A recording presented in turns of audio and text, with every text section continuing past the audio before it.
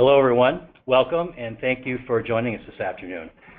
I'm Joe Zymans, I'm a consultant with Forward Health Group and I'll be our moderator for our time together today. Also joining me in presenting we have Michael Barbouche, who's our founder and CEO, Amy Mosier-Garvey, who's both a practicing clinician as well as our account manager, and Jake Moskal, who's also part of our consulting team. So before we jump into our presentation, we thought we'd take just a couple of minutes and cover some logistics. If you're having any issues with the volume or the audio or being able to see anything, if you want to try calling in using the call-in number, that way you can listen in for the audio and use the computer link to be able to view the presentation. And if you have any issues or challenges, you can send us a chat through the chat box. And just send us a note and we'll see if we can offer a couple of suggestions. You can also send us an email if you run into any problems and you don't have access to that chat box. And you can email us at the pbhci@forwardhealthgroup.com. Now we are going to have a Q&A session as part of our time together today. So we would ask that you go ahead and jot down your questions as you think of them. And hopefully you guys have lots of questions for us. And send those to us via the question box in the webinar control box.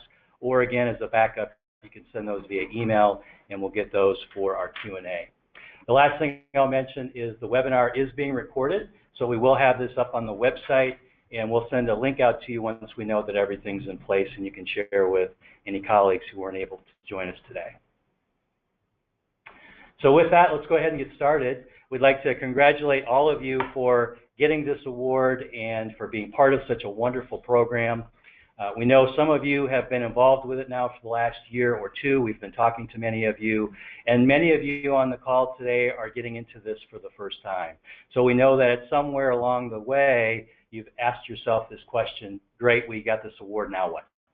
And there's a lot of work to be done, a lot of work you have been doing up to this point, and certainly we've learned a lot in the time that we've spent meeting with and talking to many of you recently. So we do know, as far as the grant program goes, that you have some pretty specific requirements, including things like budget categories that you have to work within. And those can cover things like technology, infrastructure, program assessment. We know that you have to get your primary care services operational in short order, whether you're doing that internally or if you're working with an FQHC partner. There's a lot to be done there. If you're working with partners, then we know you're dealing with multiple systems. You might have your own EHR and you're working with your FQHC EHR. You may also be working with an Access database or an Excel spreadsheet. So you have data coming at you from a lot of different places. We know that the information that you're capturing and reporting on includes things like physical health indicators, your NOMS interviews and assessments, your wellness goal tracking programs, and that you're reporting a lot of that to SAMHSA, but we also know that you want to have access to this information and be able to use it within your operation to ultimately improve care, especially on the physical health side. And then long term, we know that one of the goals for this program is really to create something that's going to be sustainable as part of your operation beyond the term of the grant. So we wanted to make sure that we had an opportunity to introduce you to Forward Health Group. We think we have something here that can certainly simplify your lives when it comes to this project and this program, but also create something that can contribute to the long-term success and sustainability of it. So we're going to go ahead and introduce you to our business. Michael will take you through how we got started, where we came from, and what we're all about. And then Amy's going to talk a little bit about integration and sustainability as it relates to behavioral health providers who we work with. She also has perspective as a practicing clinician in using the tool set for her own practice. Michael will then take us through PopulationManager and do a full demonstration so you can see what the tool set looks like. And once we get through all of that, we're going to spend a little bit of time and just talk about that Fast Start Toolkit and what's included in the tool set and the services surrounding it. At that point, we'll go ahead and open it up for a Q&A, and Jake will moderate that. And that should take us to the end of our time together. So with that, I'd like to go ahead and introduce Michael Barbouche, our founder and CEO, who will talk a little bit about Forward Health Group. Good afternoon, everybody, and thanks for joining us today. It's a lovely, beautiful day here in Madison, Wisconsin, where we are based. I'm very proud to be here with our great team, talking to you today about the work that we have done and we continue to do in and around primary care and behavioral health.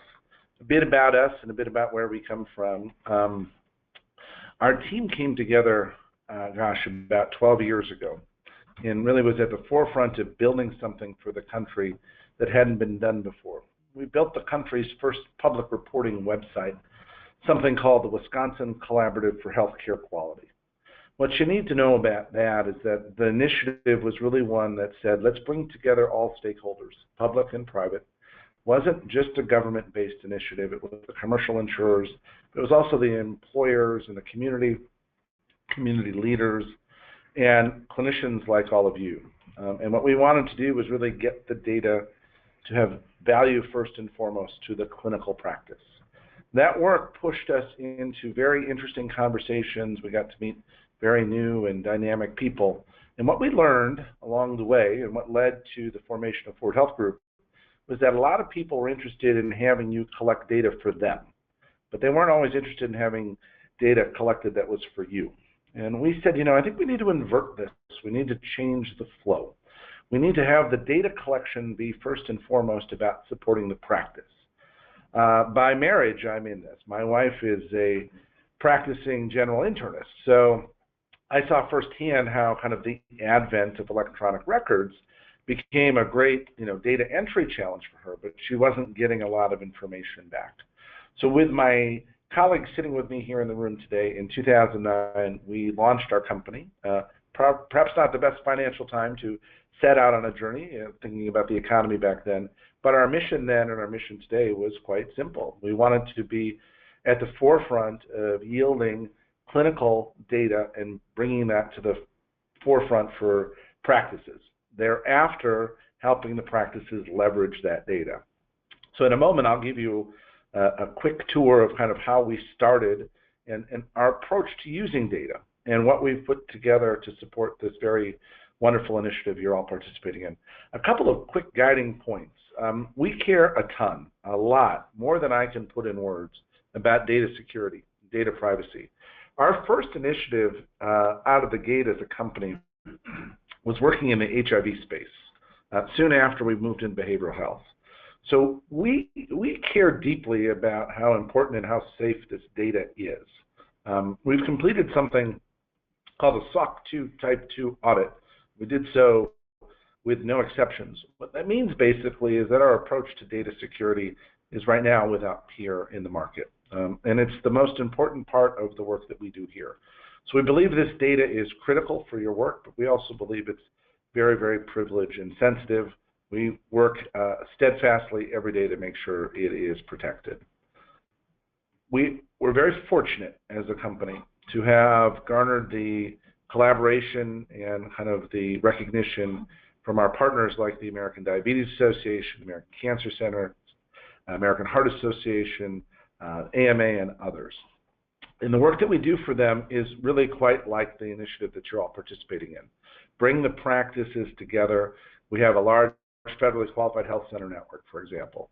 What's their greatest challenge along with diabetes and hypertension? It's depression. So we work on those things day in and day out. One final point, and then I'll hand it over to my peers. We are recognized as something called a QCDR. Basically, we're on the CMS website, and what we can do is basically submit your data for any of these pesky programs that really drive you nuts. In fact, we were visited today by members of ONC, the Office of National Coordinator, asking us specifically for guidance on how to shape the new program called MIPS, which is under macro. You'll be hearing all about that as a replacement. The point for your thoughts today and kind of the notes to take back is that at Forward Health Group, we view our job as one that supports you in driving improvement in the practice and helping you coalesce and submit the data on a turnkey basis to all the people that are asking you for it. Amy? Thanks, Michael. This is Amy. I am not only an account manager for Forward Health Group, but I also am a practicing clinician. So like many of you on the phone, I have my degree in clinical social work and own a clinic here in Madison, Wisconsin. I do run the Population Manager platform in my clinic. My experience is sort of a broad range of mental health practice across a number of behavioral health populations. So my training is in both substance abuse and mental health. I actually came out of the physical medicine world and was a hospital social worker in an emergency room for a long time. I've run addiction services for a number of healthcare systems in the area and eventually settled in my own practice here in town. I was attracted to Forward Health Group when Michael originally demoed the platform to me because it really fit with how I saw quality improvement in behavioral health, and it really solved a lot of the problems that we encounter specifically within our space. The first thing I want to say is that what you are all embarking upon is hard work. The idea of integrating information and making it usable across a number of systems is something that is a little bit foreign to us. And if you are in a typical behavioral health setting, you probably are part of that culture of how do we even begin to measure whether or not we're helping the people that we see. And so I think the thing about Population Manager in terms of integration and sustainability is that it helps us justify and get credit for the good work that we're already doing. I think the other thing about Population Manager as a product is that it helps us to work smarter and not harder. We're already experts in motivating our clients for behavioral change. That is nothing but value added to our peers across the aisle in the PCP world who are trying to exact change around medication management for hypertension or making sure that their clients are adherent with their diabetes care. We touch those patients much more than our physical medicine colleagues can, and so we have more opportunity to use our specific skill sets to create change in the physical medicine world, maybe than some of our primary care colleagues have. Population Manager allows us to integrate our data with the data from the primary care world so that we can all see up-to-date data for our patients and help to further the goals of both the primary care and behavioral health worlds at the same time. I think some of the things that I would point out to you and that you should look for as Michael moves into the demo is that if you have ever had to do data collection before, you know that if you're going to spend the amount of time it takes to do data collection, you need to be collecting things that are meaningful, actionable, and usable to the patients that you are seeing. I'm guessing that many of you are in that world where you are doing double and triple entry of the same data into different data repositories. You're probably collecting data in Excel. You're probably putting things into a physical EHR through the primary care world, and you're probably also keeping some things in your own mental health or behavioral health EHR. You also have claims data, you have pharmacy data, you have laboratory data, and getting all of that data to work together in a cohesive fashion to improve the outcomes of the people that we serve is quite a monumental task. So Population Manager really allows us to pull all of that data into one streamlined source, which allows us to easily sort through patients, diagnoses, physical characteristics. We can we can identify gaps in care that stretch across multicultural settings. We can identify which patients we're reaching and which ones we aren't, and we can target our efforts in a way that is more streamlined and more efficient. I think for me, my mantra is, measure what's important, record it once if you can, not multiple times, use it to improve, make sure that everyone has the information, and drive outcomes. And so I think that the tool that you're about to see is going to show you how you can increase your provider engagement in the process. Introducing outcome measurement to the behavioral health world sometimes is a cultural change for people, and I think that the tool itself drives engagement by putting the data back in the hands of the people who are capable of affecting change. I'm going to turn it back over to Michael so that he can show you the product. Go ahead and jot down your questions in that chat box on the webinar as they come up for you, and we'll do our best to answer them during the Q&A session. All right, thanks, Amy. And just a guiding principle here for everybody as I walk through these screens, just a couple of quick points. All of the data that we're going to look at today is really good. but it's really fake. So we've built out simulated data. So if I click on a patient, it's not a real patient. So there's no HIPAA here. As I mentioned before, we care a real lot about data protection and data security. I'm going to take you on a quick tour through what our progression was to kind of be in position for PBHCI.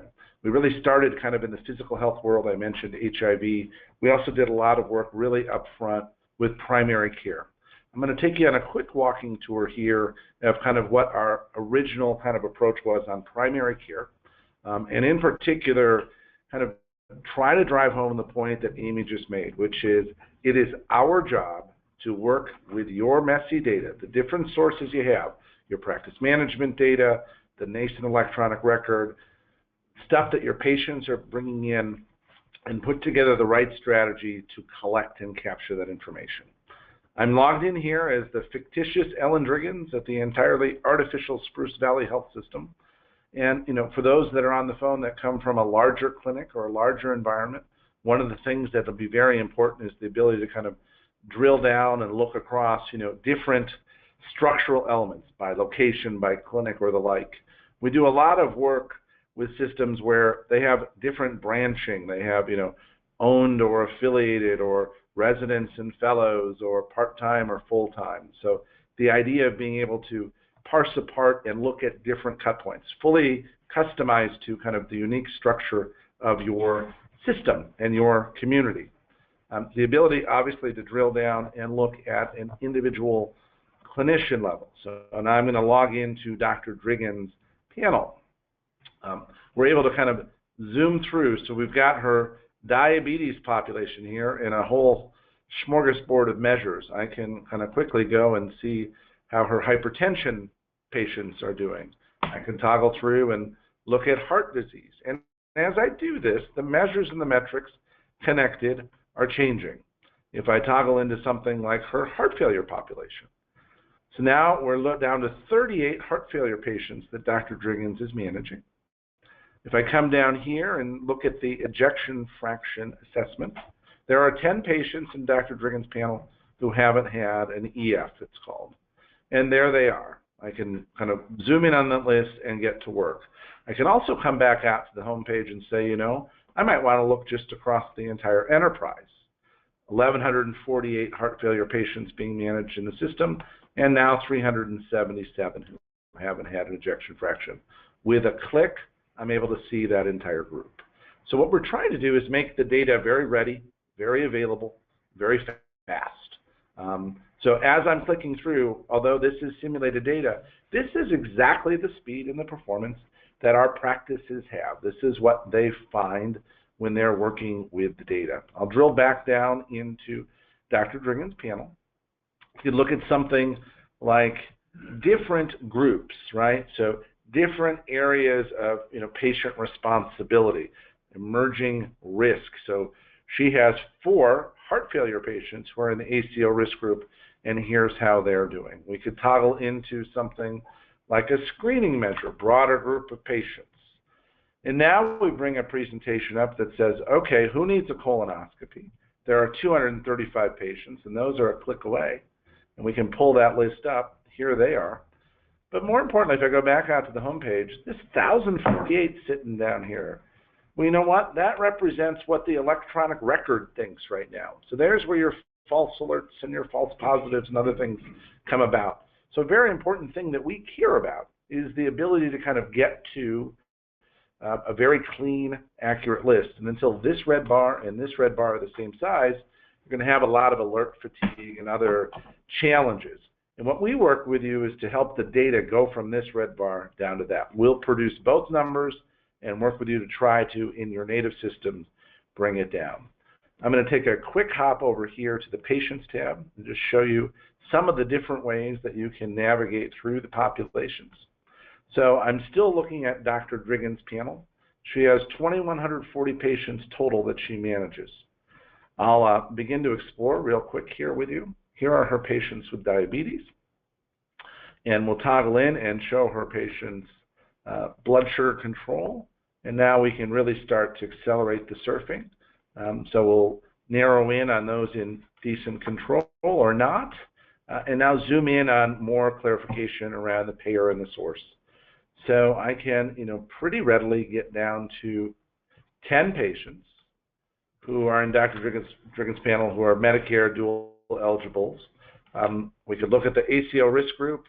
We could toggle into a different payer, and you see by these made-up names that it's all simulated. But we have,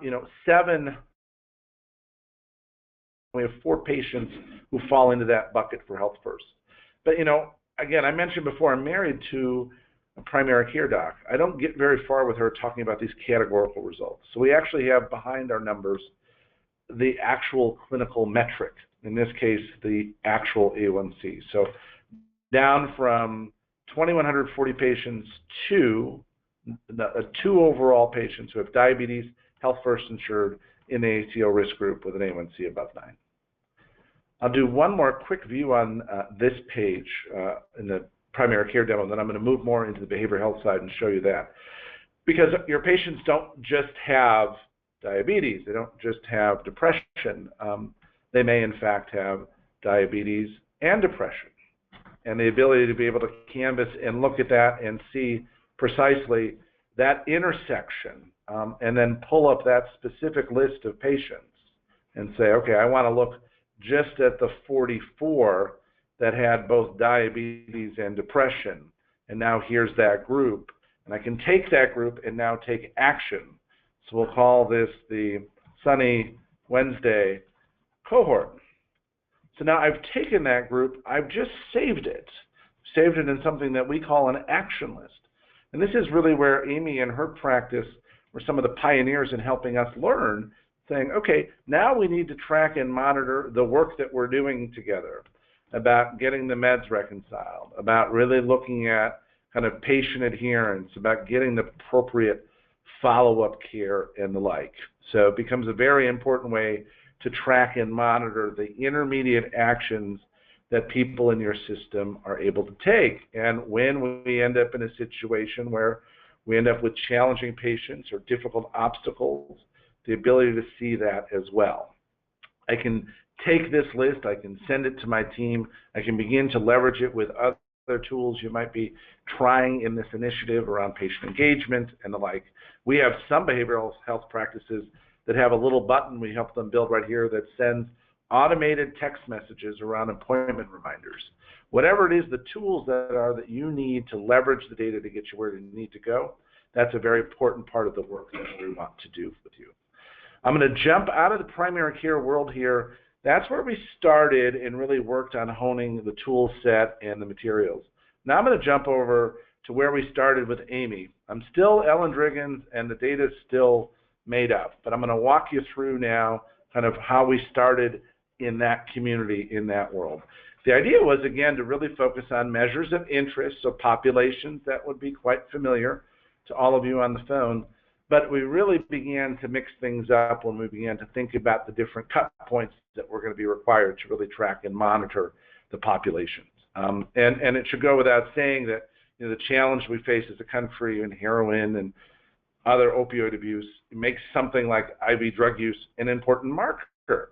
And so the ability to come in and check on the BAM or the GAD-7 or the TSQ or the like, and then cut that further by things like housing status. These become the important markers that Amy and her peers have taught us are the data elements needed to begin to track and monitor the work that you're doing day in, day out. Now, again, I mean, it's one thing to say who's been assessed. It's another thing to actually be able to pull up the metrics. So we can kind of get down here real quick, real fast and say, where are we with our cohort? Which of the patients meet the criteria we're after? And again, get to that action list and move forward.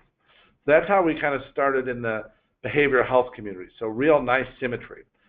When we began to think about the PBHCI initiative, we said, aha, this is really where we're after. This was for us kind of the chocolate and peanut butter moment we were waiting for, saying, we've got primary care, we've got behavioral health, it's time to bring these two together. So I'll give you now kind of a preview of the platform set that we've been working on and building out for your initiative. And there's still so much great work to be done by you, the practices, but we're prepared and ready today to begin to harvest your rich data and get it in here. So I'm still Dr. Driggins, and the data is still fake, but it's good stuff. So let's now have a look. So we've got our behavioral health population. We talked about that, but we have a lot of new measures and new focus on NOMs and other things, and so when we get into something like perception of care, and a lot of this will be driven by how you think about the challenges, about how you want to drive your practice forward and begin to, look at the metrics that matter and drill into how does the unemployed population perceive our care, or any other of the cohorts of interest that would matter for you to track. We see that as our job to help you kind of begin to shape and measure this. And then, of course, what we know is that we've got a full, rich set of information, not just the NOMs, but in the physical health and the wellness side that we need to begin to track, so we can see across the board how our physical health metrics are doing right alongside. So coalescing the behavioral health and the physical health into one common view. And again, the ability to drill down. And we can't forget about at all the wellness side, and being able to look and track at those measures. And of course, then the ability, as we had before, to drill down to a specific physician, a specific clinic, or the like, and see the information. The same constructs I shared with you earlier, the Venn diagram, the selection, everything else. I'm going to focus on two quick things right now, a way for you to begin to leverage the data within your practice. So we'll look across the kind of behavioral health and see kind of how our practice is doing, all of our clinicians. I'm going to click on the Compare tab here. And so now we have a layout here. Dr. Driggins is the big dot down here. And these are all of the clinicians in her practice. We're looking at the variation in performance, in this case, on the BAM. And we see Dr. Driggins' dot is one of the lower ones. If I toggle out of here and pick a different clinician, Dr. Henry, he's here at 55.7. But in lieu of just saying, you're a 55.7 and sending you a PDF, we want you instead to have one-click access to the underlying numerator and denominator that made up the result. And the ability to then further to kind of drill into a patient like Greg and really see what's happening and see what's going on and look across the spectrum at all of the measures and begin to see where things are. A very important part of the initiative you're participating in that matters a lot is the data submission. And that challenge we know is very, very significant. We also know that SAMHSA and its partners have really struggled to give you an infrastructure and guidance. I might be putting it lightly. We get that. And what we know our job needs to be is to essentially make that a turnkey process for you, which is to say, as the rules continue to shift and evolve as they're building this up and building this out, we are the partner for you to help you kind of endure and really thrive through that change. Moreover, what we want you to do is think about the data and your use really, as Amy teed it up, as something that's first and foremost there to help your practice. So our job is to take and package and form and format the data you're using to manage your patients, to drive improvements in care, and then put it in the structure and the dialect and the format that SAMHSA has dictated so that we can get it out. Amy, do you want to speak a bit about kind of how, when we started this journey in the state of Wisconsin, what it was like trying to solve that reporting riddle? Sure. It was actually sort of, it might have been more entertaining if it weren't so cumbersome. Initially, when we installed in a pilot project on outcome tracking for behavioral health in the state of Wisconsin, we had to train the state of Wisconsin in how to receive data from the sites that were participating in the pilot. For example, we had a site that was about 5 hours away from Madison who had their data in our platform and wanted to submit it to the state of Wisconsin, and the state asked us to pull it back out of the platform and submit it to them in an unsecured email attachment via Excel. And so we had to sort of shepherd people through the process of what exactly does HIPAA mean. and how do we secure your data, and how can we help educate you about the most proper way to pull data and submit it for reporting purposes. We have quite a bit of experience doing reporting for our channel partners like the American Heart Association, American Cancer Society. So we're pretty savvy at being able to assist people in meeting their reporting requirements. One of the things that we are attempting to do within this particular platform for PBHCI is to actually give you the opportunity to do that track reporting right through our platform. So think again about reducing workload. If you could enter it once, and then you could have it immediately available to you to use for analysis and for program planning, what would that be worth to you in terms of both time saving for your staff and program improvement in being able to use that data right away? Thanks, Amy. Joe, I'll hand it back to you. All right. Thank you, Michael. So let's talk a little bit then about the Fast Start Toolkit and what's included when we're talking about our tool set and the services that would go with that. So the first thing that we're going to do is sit down and really understand the systems that you're working with. So if you're doing this in-house and you have an EHR, or you're working with an FQHC partner and they have an EHR, we're going to make sure that we have a system and an approach to getting the data out of those EHRs and make that connection so that data comes into PopulationManager. If you're working with Access or Excel, or if you have other programs that you're using, we'll work with you and figure out whether or not you think it makes sense to continue to use those systems. And if so, then we'll make sure that we make those connections as well and have that data coming out. You may find that in working with PopulationManager that you don't need all of those systems, and so we'll figure that out together, and at that point we'll be able to move into the data entry. So the second piece that we're going to provide are some simple data entry forms for you to be able to enter any information in that you'd like to. So as an example, if you're using a paper form to do your NOMS interviews, it may make more sense for you to go ahead and just enter that data right into PopulationManager. So you would have immediate access to that along with everything else. And we know as well that all of you right now are having to manually key in everything into track that gets reported to SAMHSA.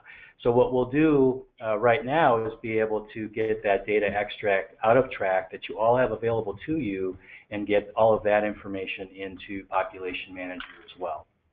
And then the main component of this is the tool set itself. Will provide and implement a PBHCI configured version of PopulationManager, so you have that integrated view of all of that information coming from all the different sources in a way that really is going to be useful and actionable for you and your team.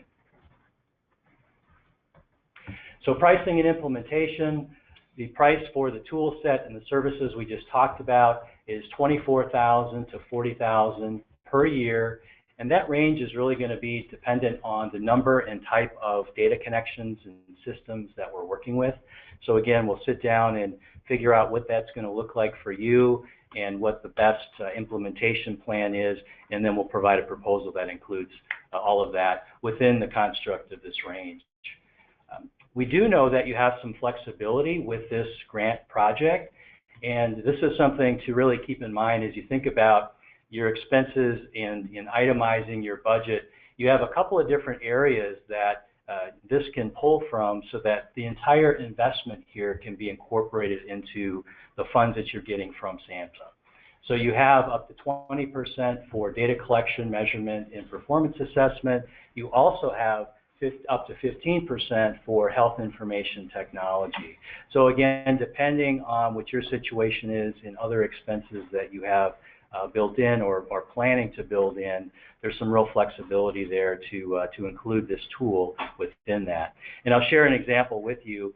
I know we have some program evaluators on the call, and I know many of you are working with program evaluators, and that investment in those services are part of that up to 20% for the data collection and measurement and performance assessment.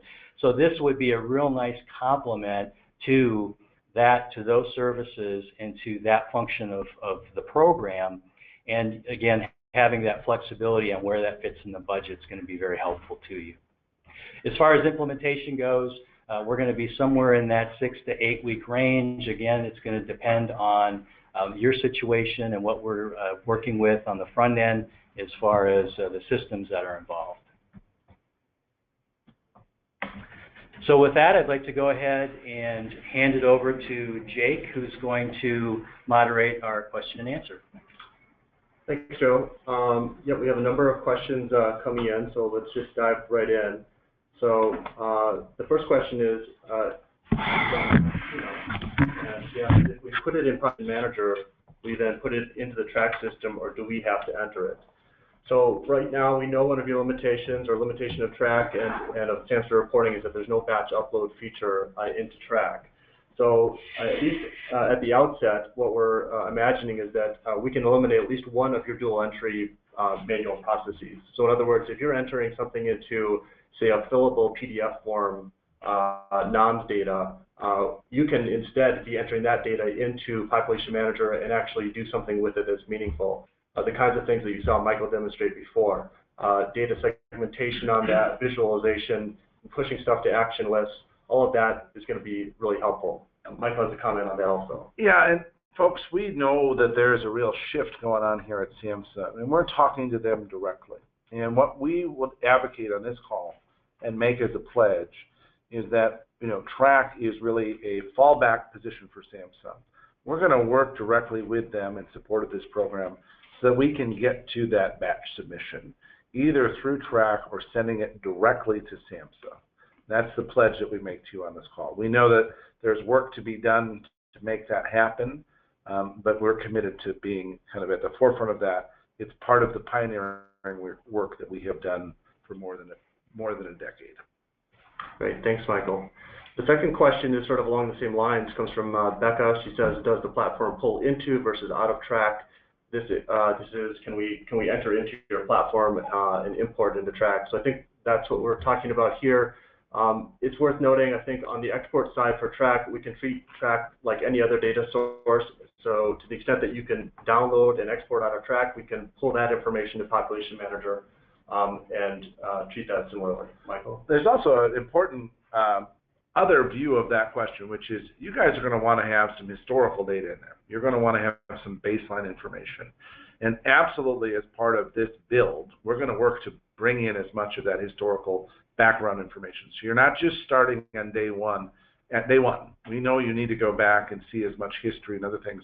We're going to help yield that information, harvest that information from whatever sources you have, including if we can get it track, which I believe we can, but bringing you a rich view of the historical action of the population. So you have something to baseline from and then move forward. Great. The last question I have on the list here so far comes from Phyllis. It's a similar question, actually. I think we've already addressed it. So let me just ask, just remind you, if you have any other questions, please submit those through the question box on your control panel. In the meantime, maybe I could ask Michael one question around dashboards, because this is something that I've seen in the research out there that I've been looking at, the literature around PBHCI to building dashboards. We have the patient scorecard as one example of that. How would you envision that rolling up into maybe a further aggregation at the clinic level or enterprise level even? That's a great question. I'm going to bounce back over to our primary care world. We had previously made what we had called an action list, and there's the security. So I'm going to log back in one moment. We have rich experience kind of learning with the practice how to create views that resonate across the entire care team. So here's patient Betty, okay? And Betty, again, is a fake patient. But in our view here with the reds and greens and the results, we have some practices who kind of go to the level and say, hey, time out, who's on the care team here? I want to list all the actors that are involved. You know what? I want to have a next appointment date on here. I want to have the next refill. And so it's really about customizing this view so we can look across the entire spectrum of care.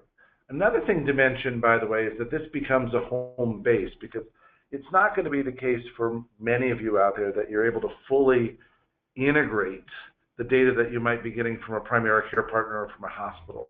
But we do want to give you a consolidated view of that information. So to the question just presented, we look at the work that you're doing as really the kind of R&D that will drive the entire industry forward. Again, when I said before this kind of marriage of primary care and behavioral health, the excitement to us, because we have been working on both independently, but kind of scratching our heads saying, they really are one. Now this is where the kind of real innovation comes from all of you. We're the skilled and quick hands at kind of crafting the views, the color, and the layout to get it there. And one of the things that we would hope and that we would pledge is that should we find a great way to get innovation with one of you as a partner, the ability to then spread that to others so that the community could share in the innovation and the advancement. Great. Thanks, Michael. More questions coming in. One from Lucy, and this perhaps Michael, you can hit on this one too. How does it interface with existing electronic health records? She's thinking of Qualifax or CareLogic, for example. Great question, and actually I was just speaking to the Qualifax folks. So I mentioned it before that we're based in Madison, Wisconsin. There's a small little electronic record company named Epic. It might be based here as well. We look at the electronic record as a rich data source, and so we can make this commitment to you on the webinar today that any version of any vendor of electronic record is a rich source of clinical data that we can work with. We have worked with so many different EHRs, I can try to count them, but to Qualifax, to NetSmart, and the others that some of you may be using, or others might be using things like Amazing Charts or on Cerner or on NextGen. With all of those, we're able to gather the data. I want to make a very clear point in the answer to this question. We've built out a model, and we spoke about it in the slides up front, and Amy really reflected on that said it's not about an IT lift. We're not going to try to do something that's very onerous and tie up your IT staff. Those folks are already quite busy, as you well know. Instead, what we're going to do is identify the smoothest, most sustainable path to harvest data, extracts of data that are already naturally occurring in your electronic records. So it's not just your electronic record, by the way. It's the billing data. It may be lab data. It will definitely be patient survey data and other things that come into the mix. Not all of those coalesce in one place necessarily. And so it's the diversity, it's the plurality of the data sources that we also need to bring in. That's really the custom data model we build for each approach. Wonderful. Another one from Phyllis here. Michael, perhaps you can field this one too. Do you have a contractual arrangement with Westat or SAMHSA? We do not have any contractual relationship with Westat, with the government, with SAMHSA, or anybody. We are trying to work very closely with HRSA, with SAMHSA, with CMS, HHS, ONC, and the like, and teach them what the needs of practices are. But we have no financial relationship of any kind. Great. One from Aaron. Is there a limit to the number of data sources, that is EHRs, access, track, download, etc., that can be pulled into PopulationManager? There is no limit. I shudder to tell you what the record has been. It's a big number. We understand if you are a practice of even more than 10 or 15 clinicians, there's going to be some messy stuff there. That's really how we approach this. So what we're going to do, if I go back to our PBHCI world, we've got to get these measures, and you're going to build out others beyond. We need to work to gather the data.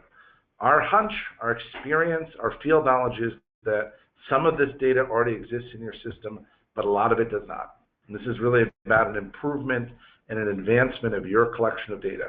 Let me make one very important philosophical point. We want to help you sustain long-term after the grants and everything else. So our ideal, and what we say to everybody, and we need to say to all of you, is over time, we want you to be able to enter this data directly into your native systems and that we can harvest it from there. We know as a crutch, we know as an interim step, we're going to have to help you collect that data, but we really want you to begin to gather that data as part of your regular workflows. Okay. Great. We have a couple other questions. I think they're starting to develop a theme here, so let's just make sure we have everybody answered. The next one is from Joan. And she asks, we are a new grantee and have not started any NOMs or TRAC. So are you saying Population Manager avoids the entering of NOMs and or TRAC because you enter all the SAMHSA data in Population Manager and our EHR provides the physical health data? So I think that comes back to the question that we tried to answer earlier, in that we can't batch upload. We can't batch upload to TRAC any more than you can at the present moment. We're actively pursuing solutions to that, but they are not currently in place. We could, however, if you have entered into TRAC, you can get a batch download back from TRAC, which then you can just shoot to us in a data export so that you don't have to re-enter it into Population Manager. We would love for it to go to the other way as well. That bi-directional batch uploading with TRAC is not currently functional. And I would just say we work with a large spectrum of federally qualified health centers. If any of you are FQHCs or have friends that are there, you know this is the very dark season. This is UDS, the very, very challenging time of data collection. For our federally qualified health centers, in the manner that Amy just kind of hinted at, we help coalesce and capture all of the data around their UDS reporting. There is also not a batch process there yet, but we're working on it. But we accelerate amazingly how they can become efficient at doing UDS by bringing all the data together and making their entry and their tracking much, much easier. Great. We had another one from Becca along the same line. So Becca, if you don't mind, we'll take that one offline and just connect with you one-to-one. Let me go to Tina. She asks, would you be able to pull data from the Medicare, Medicaid sites for recent hospitalization, diagnosis, claims, etc.? That's a great question. That's an important question, everybody. This is really saying, can we get at payer data? Can we get at other data like that? I mentioned early on in the slides that we are something called a QCDR, Qualified Clinical Data Registry. I won't get into all the legislation and the like, but when Congress passed the fix to the Medicare reimbursement stuff last summer, they included language that said QCDRs can serve as that bidirectional conduit to bring claims data out. So it's a really critical question that was asked. I really want to get this through to everybody. It's so important that we understand that you get your data in your four walls and your practice together. Then we have the challenge of getting it from your partner, either on the primary care or the behavioral health side. But then all the other rich data that's accumulated and the payers can see, we need to create as a source. And so we're absolutely advocates, huge advocates, that what you guys need to think about is capturing and bringing in data that seems far afield right now. The payer data, the Medicare data, the Medicaid data, Blue Cross data, or whatever's in your market. And absolutely, we can bring that in. So not only can you see kind of what's happening from a hospitalization perspective, but hey, what about other medications? What about other clinicians in the mix and the like? That real diversity of care that's occurring out there is something that as well can be very important for you to see and address. Great. So the stream of questions has slowed somewhat here. I think we are through the list. If there are no further questions, we can perhaps go back to Joe to wrap up from here. All right. Thank you, Jake. So, yeah, I guess we'll go ahead and get things wrapped up. I want to hit real quick on next steps from the seminar. So we will send out a link to the webinar here in the recording. Once it's up on the website, you'll also be able to access it at forwardhealthgroup.com/PBHCI, and we'll get that out again once we have it loaded, and you can share with colleagues. If you would like to reach out to us and connect and explore working together, the first step in that process really is to schedule a consultation. So we would ask that you go ahead and reach out to us using our email, pbhci@forwardhealthgroup.com. Give us a call at the 608-571-4530 number. And we really have a simple process to get you from today to having something that's up and running for your practice. So this really is the first step to reach out. So with that, congratulations again to all of you for being part of such a wonderful program. Thank you for joining us this afternoon, and we'll look forward to connecting with many of you here in the short term We feel like we have something here that can not only simplify the process for you, but also really contribute to the success of this program for you long term. So thanks again. Enjoy the rest of your afternoon. Thank you, everybody. Thank you. Thank you.